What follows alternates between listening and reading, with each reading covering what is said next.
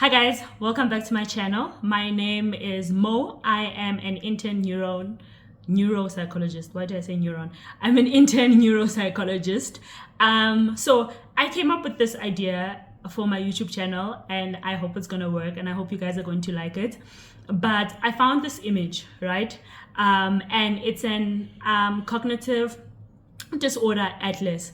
And when I went through it, I recognized that it actually covers like almost majority of the cognitive disorders that are out there. So all the cognitive disorders that you might be interested in if you're just interested in neuropsychology, and the cognitive disorders that you might see in practice or that you might learn about as you're studying.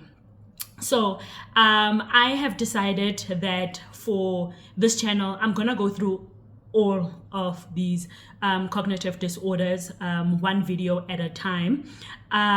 If you look at this image here, like on the side, you will see that it covers all kinds of aphasias. It covers different kinds of aphasias.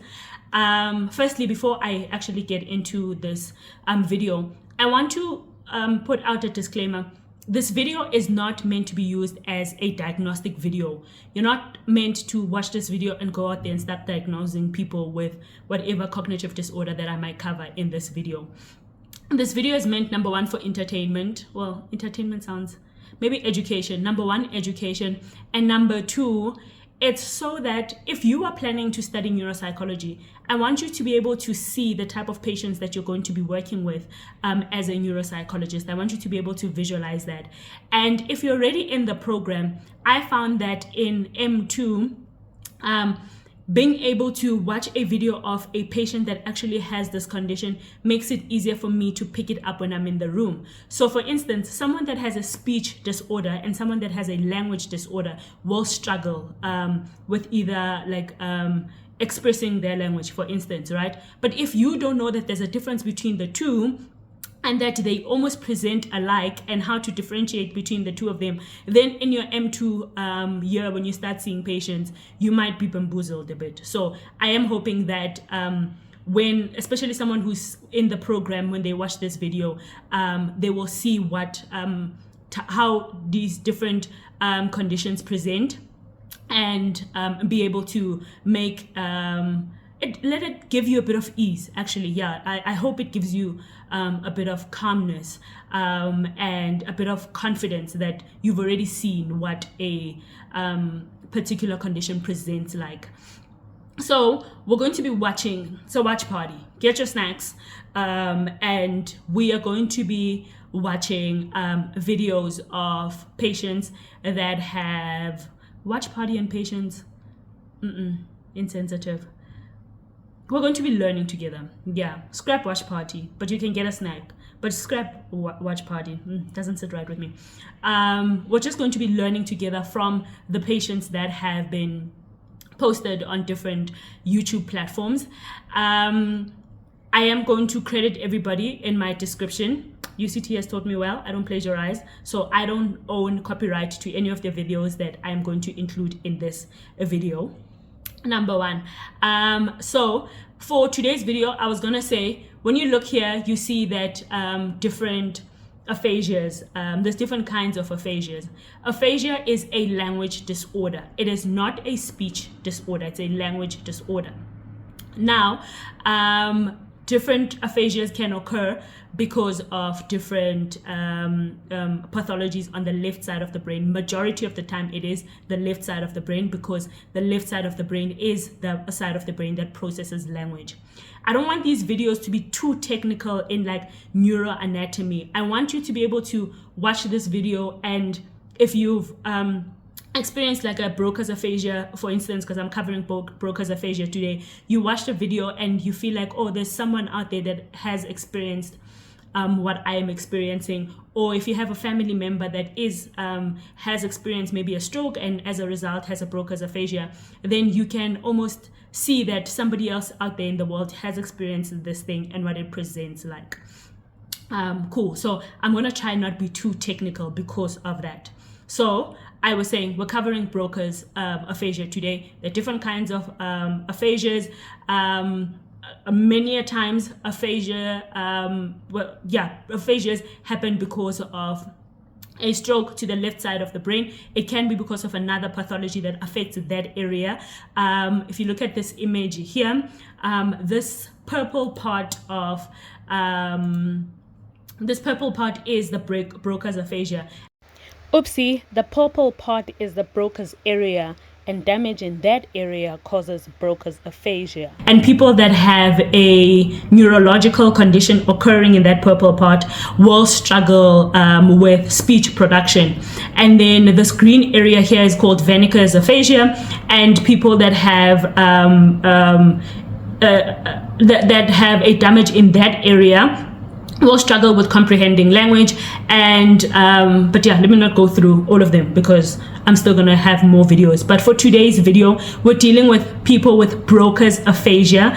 And Broca's aphasia, they can't produce, well, they can't produce, or they struggle with production, and they can't repeat.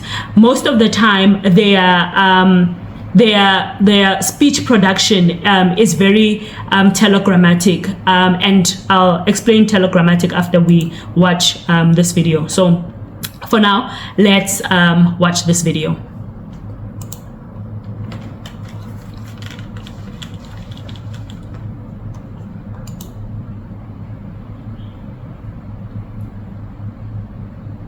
I'll keep taking pauses to explain certain stuff. Can you tell us your name? Mike Caputo. And Mike, when was your stroke? I was 7 years ago. Okay. And what did you used to do? Worked Autodesk,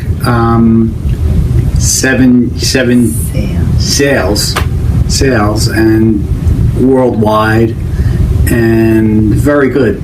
Yeah. Okay. And who are you looking at over there? So what I want you guys to pick up, back to the telegrammatic. So if you remember back in the day, well, I wasn't even then, telegrams, how telegrams used to work back in the day is that you'd have to like remove the joining parts of a sentence and just state, like if you were saying, I am going to the shops to go buy milk, you'd send someone a telegram and say, shops buy milk, right? And so that's how you'd send a telegram. People with Broca's aphasia have a telegrammatic type of speech in that they will speak with the main parts of the sentence. So they won't say I am going to the shop to go buy the milk. They will say shop buy milk. And if you watch Mike, you will see that that's how he speaks. You won't find you will find the main parts of the sentence. Let's keep watching. When you turn your head. That's my wife. Okay. And why is she helping you to talk? She's a speech. So you have trouble with your speech? Yeah. And what's that called? Aphasia. All right. And so why don't you work now? I do. And what do you do now? Voices of Hope aphasia. And what is Voices of Hope? Peterburg, and Dr. Hinckley. Peterburg, and myself, founder. There's no joining words. Founder for me, and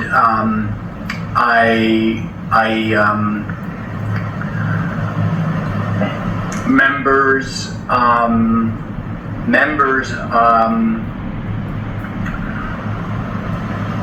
the members, probably 60 people. So 60 people are part of Voices of Hope, Yes. which is an aphasia support group Yes. that you founded. Yes. And Dr. Jackie Hinckley is part of that. Yes. You see, the interviewer is having to fill in the sentence for him. No, it's programs. It's 3 days. Um, Monday, Wednesday, Friday, and and they laugh and talked. Music here, just beautiful. It's, you know. Great. Yeah. Can you tell me, what does it feel like to have aphasia? It's hard. It's well, it's speech. It's like words that don't understand. Brain is good, you know, but it's speech, like I don't know. It's like words. Yuck. You see, that's how patients with Broca's aphasia speak, and it's important to talk about what he just said when he said brain is fine. Aphasia does not affect your intelligence. It's a language disorder, so it will affect your language. So when we assess someone with an aphasia, we check for production, we assess production, we assess repetition, we assess comprehension, so that we can either, because if all of them are impaired, then it's a global aphasia, or whichever one is impaired, then like with him, his comprehension is fine. You can see that his comprehension is fine, but he can't, he's struggling with producing. His speech is telegrammatic, and he would probably struggle with repetition. And yeah, so that is your Broca's aphasia, and I am very glad that he's still able to communicate and find his way around language, as hard as it is, because it does get severe. So yeah, let's watch another video before we go and watch the severe Broca's aphasia video. So what's your name? Scott. Oh, no. Sarah Scott. That's right. And how old are you?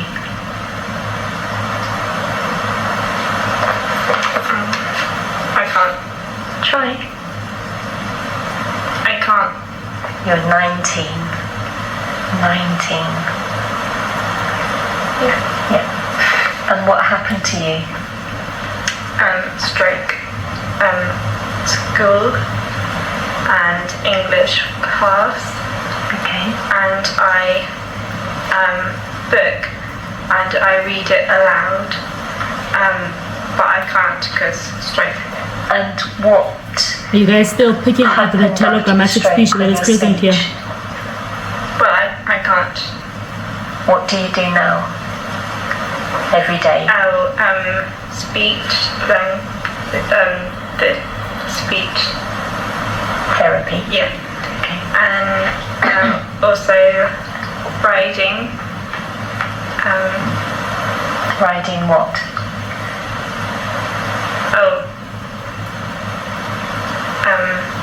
Horses. Yeah, good. And how do you feel? I'm fine. You're fine. That's good. It sucks that she's such a young lady. It's so sad, the number of young people that suffer a stroke, because she experienced an ischemic stroke at 19. Oh, hate it. Hate it. But okay, let's watch another video. Probably have like one more, and then can wrap up our video. Yes. So how are you doing today, Kent? Severities. Okay. Okay.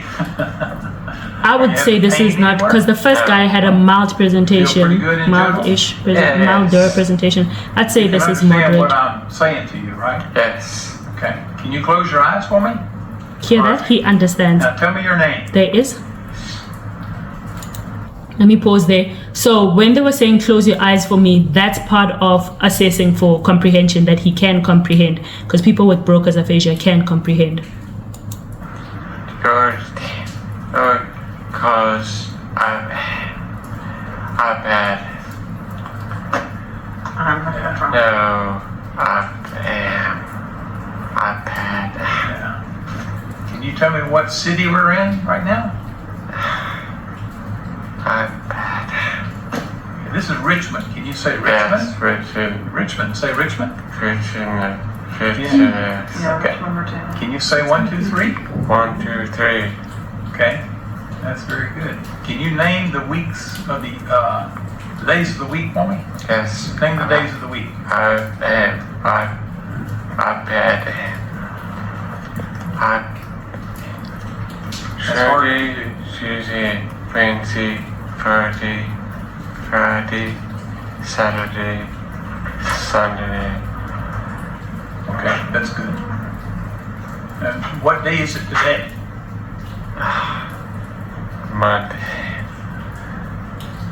Monday, yes. Can you tell me what the weather's like outside? Yes, Peter.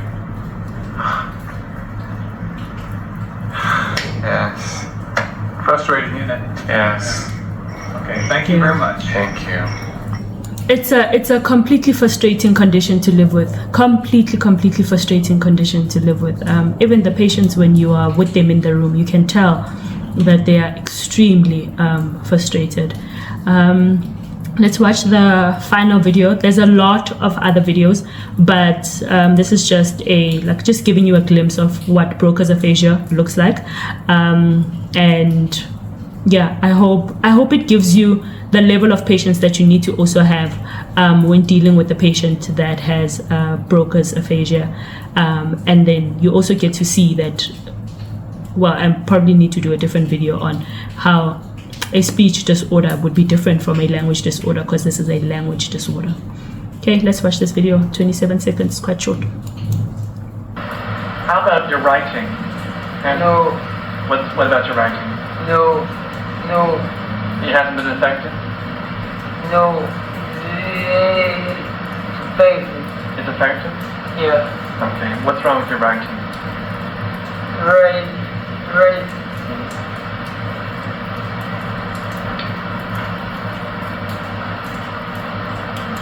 Oh, So if you watch this, if you see this, you see how this man is struggling in this video. I would have liked to see how they assessed him, because the reason why we also assess all three, even if we are almost sure that this is going to be a Broca's, because we looked at the scan and we know, is that you want to be sure that your patient actually understands and they can comprehend what you're saying.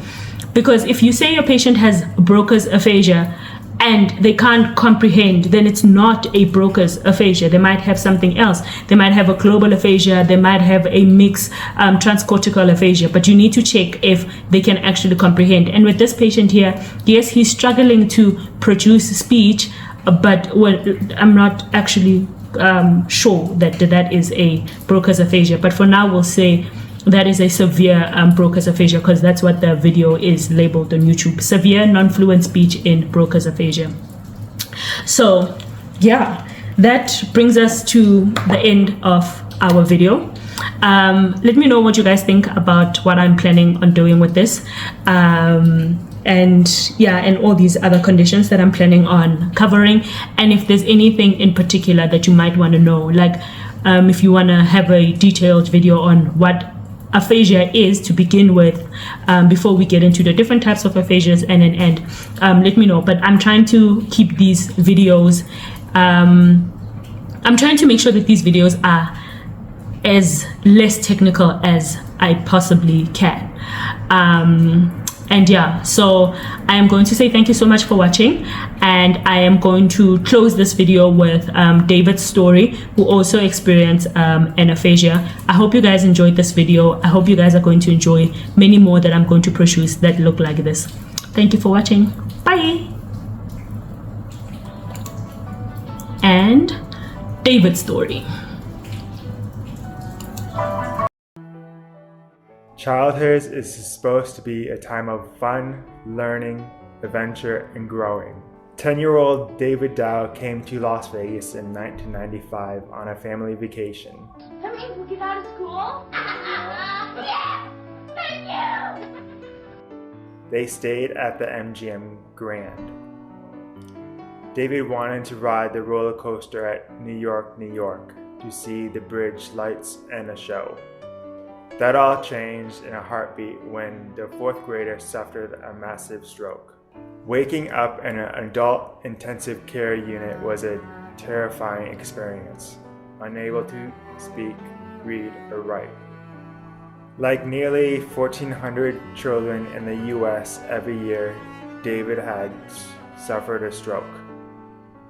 I know how that 10-year-old felt because I am David Dow. My aphasia was my biggest problem.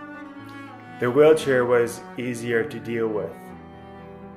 I went from a wheelchair to a walker to a cane, and now walking by myself. When I first had my stroke, when I was at the age of 10, I had aphasia. It was so severe that I couldn't understand what people were saying to me, as well as communicating back to them. Aphasia still affects me on my day-to-day basis. I have trouble understanding what people are saying to me sometimes. Aphasia does not affect intelligence. Do you want to help communicate with someone with aphasia? Be patient. Give them time to speak. Do not finish their sentences for them. Be sensitive to noise, turning off distracting sounds. Speak normally. Shouting does not help. Use additional ways to communicate, drawing, gestures, or facial expressions.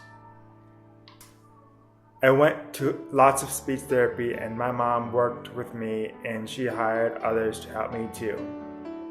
I progressed in rehab. Finally, I was able to talk again, starting with just single words. Speech and language therapists really helped me. I have years and years of speech therapy and can speak quite well now. I can read and write again. Things aren't as easy as before, but I live independently and strive to live a normal life. I still have some paralysis on my right side with my hand, ankle, and toes. I can drive and I walk without a cane. My name is David Dow. I will never give up.